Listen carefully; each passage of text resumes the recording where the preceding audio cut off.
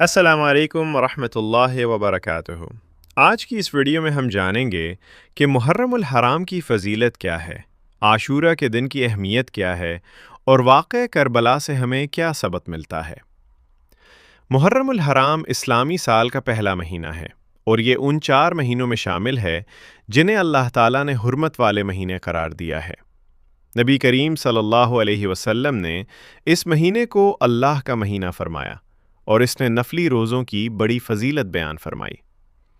10 محرم، جسے یوم عاشورہ کہا جاتا ہے، بہت بابرکت دن ہے۔ اس دن روزہ رکھنا سنت ہے، اور احادیث کے مطابق اس سے گزشتہ 1 سال کے صغیرہ گناہوں کی معافی کی امید رکھی جاتی ہے۔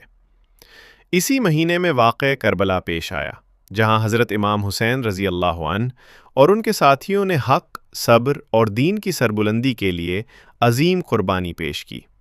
ان کی قربانی ہمیں سچائی، صبر اور اللہ تعالیٰ کی رضا کے لیے ثابت قدم رہنے کا درس دیتی ہے۔ محرم الحرام ہمیں یہ پیغام دیتا ہے کہ مسلمان ہمیشہ حق کا ساتھ دیں، نیک اعمال کریں اور اللہ تعالیٰ سے اپنا تعلق مضبوط کریں۔ اگر آپ کو یہ ویڈیو پسند آئے تو لائک، شیئر اور چینل کو سبسکرائب کرنا نہ بھولیے۔ والسلام علیکم ورحمۃ اللہ وبرکاتہ۔